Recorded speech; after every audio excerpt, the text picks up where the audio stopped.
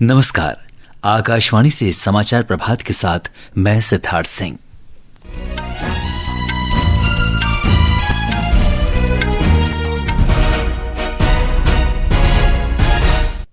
CP Radhakrishnan आज सुबह नई दिल्ली में भारत के 15वें उपराष्ट्रपति के रूप में शपथ लेंगे।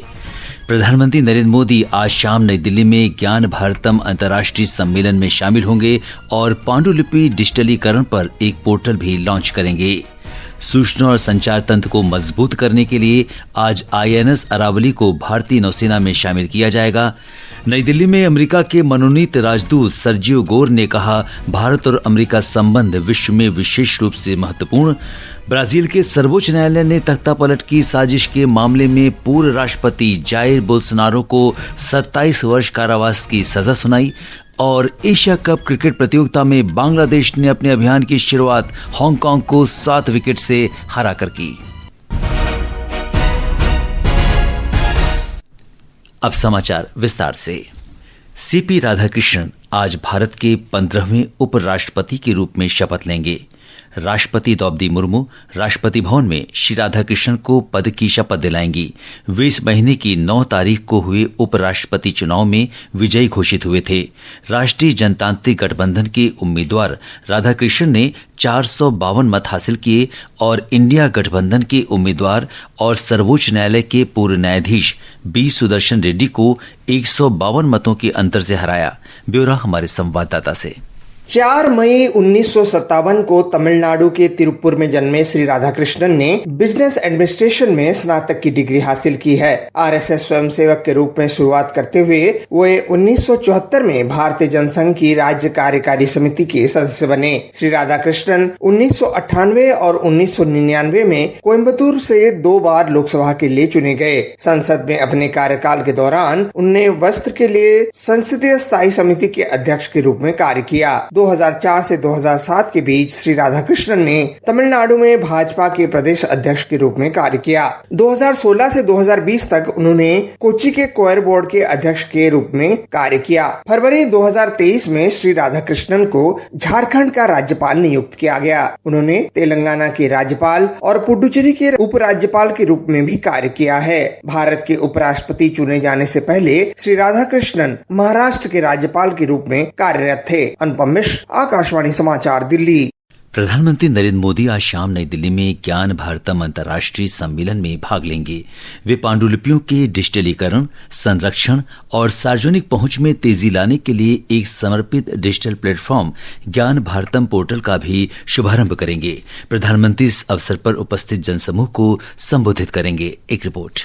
कल शुरू हुए इस 3 दिवसीय सम्मेलन का विषय है पांडुलिपि विरासत के माध्यम से भारत की ज्ञान विरासत को पुनः प्राप्त करना। इस सम्मेलन में भारत की अद्वितीय पांडुलिपि संपदा को पुनर्जीवित करने और इसे वैश्विक ज्ञान संवाद के केंद्र में रखने के उपायों पर विचार विमर्श करने के लिए प्रमुख विद्वान, संरक्षणवादी, प्रौद्योगिकीविद और नीति विशेषज्ञ एक साथ आए हैं। इसमें दुर्लभ पांडुलिपियों की एक प्रदर्शनी और पांडुलिपि संरक्षण, डिजिटलीकरण तकनीक, मेटा डेटा मानक और प्राचीन लिपियों के अर्थ निर्धारण जैसे महत्वपूर्ण क्षेत्रों पर विद्वानों की प्रस्तुतियां भी शामिल हैं। अनुपम की रिपोर्ट के साथ समाचार कक्ष से शक्ति सिंह। प्रधानमंत्री नरेंद्र मोदी ने कहा है कि मॉरिशस के प्रधानमंत्री डॉक्टर नवीन चंद रामगुलाम की काशी यात्रा इस शहर के सांस्कृतिक महत्व और भारत तथा मॉरिशस के बीच मजबूत सांस्कृतिक संबंधों को देखते हुए और भी खास हो गई है। एक सोशल मीडिया पोस्ट में श्री मोदी ने कहा कि उन्होंने परस्पर सहयोग के सभी पहलुओं की समीक्षा की और क्षेत्रीय तथा वैश्विक मुद्दों पर चर्चा की। प्रधानमंत्री ने कहा कि वो बुनियादी ढांचे, स्वास्थ्य सेवा, डिजिटल तकनीक, ऊर्जा, समुद्री सुरक्षा जैसे क्षेत्रों में सहयोग को और गहरा करने पर भी सहमत हुए। भारतीय नौसेना आज गुरुग्राम में INS अरावली को अपने बेड़े में शामिल करेगी। देश की समुद्री सीमाओं की रक्षा की दिशा में ये एक महत्वपूर्ण कदम है। रक्षा मंत्रालय ने एक बयान में कहा कि अरावली पर्वत श्रृंखला के नाम पर रखा गया है।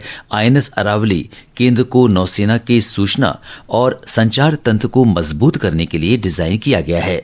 इससे नियंत्रण और समुद्री सुरक्षा के क्षेत्र में सूचना और संचार केंद्रों को सहायता मिलेगी।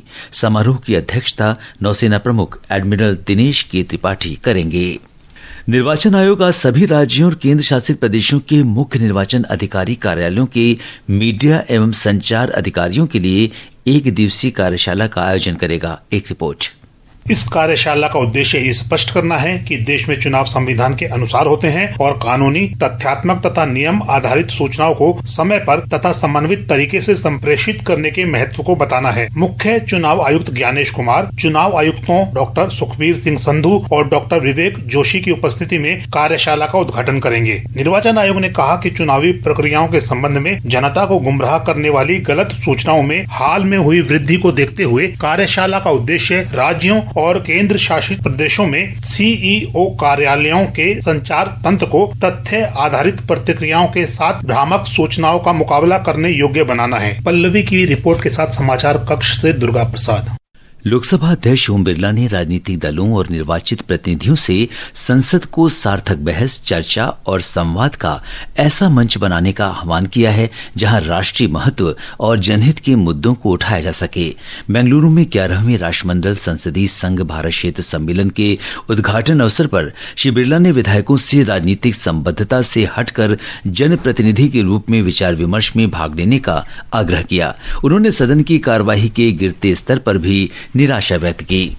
हम सबके लिए चिंता का विषय, चाहे विधानसभा हो, चाहे लोकसभा, राज्यसभा हो, कि सदन में चर्चा, संवाद, विधेयकों पे चर्चा, उसकी गरिमा गिरती जा रही है और गरिमा बनाने की सामूहिक जिम्मेदारी है, सभी राजनीतिक दलों की जिम्मेदारी है, चुन के आए सभी राजनीतिक दलों के जनप्रतिनिधियों की जिम्मेदारी है कि हम इन संस्थाओं के अंदर संसद या विधानसभा की गरिमा के अनुसार हर विषय पर चर्चा, संवाद के मंच बनाएं। आरोप प्रत्यारोप ये राजनीति के विषय सदनों में नहीं आना चाहिए।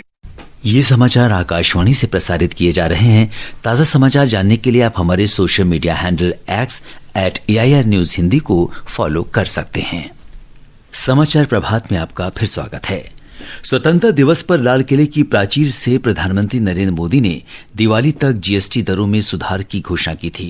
उनका ये सपना 3 सितंबर को साकार हुआ जब जीएसटी परिषद ने नागरिकों का जीवन आसान बनाने के लिए कई क्षेत्रों में कर की दरें कम करने को मंजूरी दे दी। एक रिपोर्ट।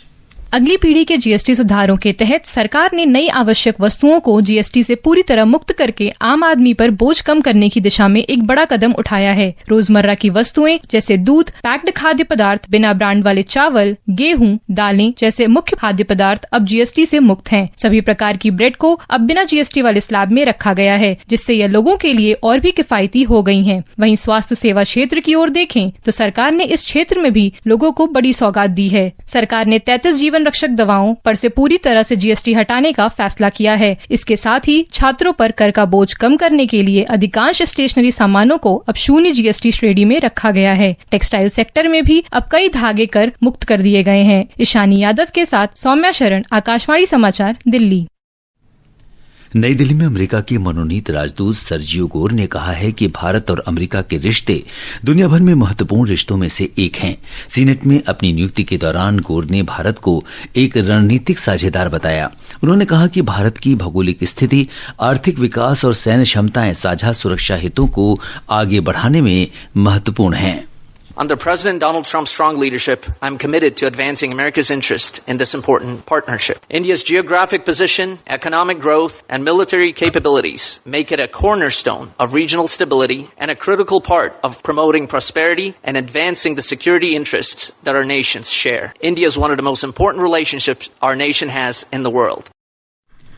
ब्राजील के पूर्व राष्ट्रपति जाइर बोल्सोनारो को सैन्य तख्तापलट की साजिश और देश में लोकतंत्र को नष्ट करने की कोशिश के आरोप में 27 वर्ष से अधिक के कारावास की सजा सुनाई गई है।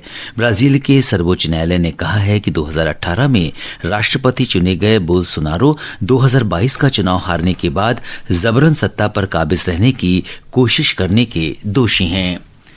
खेल जगत की खबरों के साथ हैं मुकेश कुमार बल।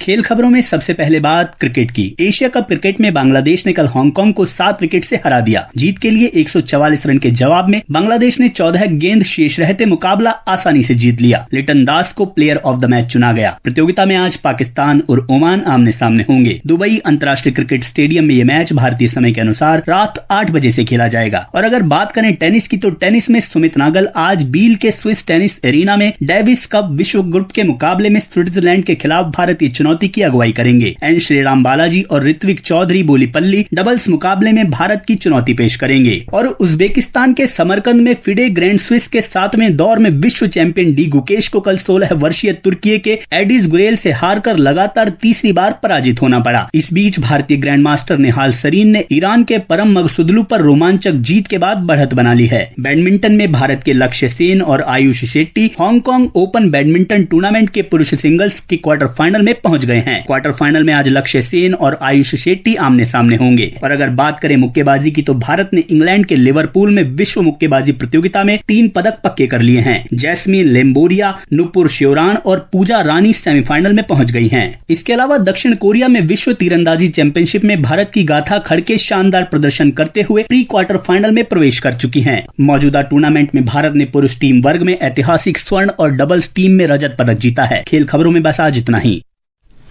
मौसम विभाग के अनुसार आज मराठवाड़ा, नागालैंड, मणिपुर, मिजोरम और त्रिपुरा में मूसलाधार वर्षा हो सकती है। आंध्र प्रदेश, अरुणाचल प्रदेश, असम, मेघालय, बिहार, छत्तीसगढ़, आंतरिक कर्नाटक और मध्य महाराष्ट्र में तेज बारिश का अनुमान है। अब आज के समाचार पत्रों की सुर्खियों के साथ हैं नवीन सक्सेना। धन्यवाद सिद्धार्थ।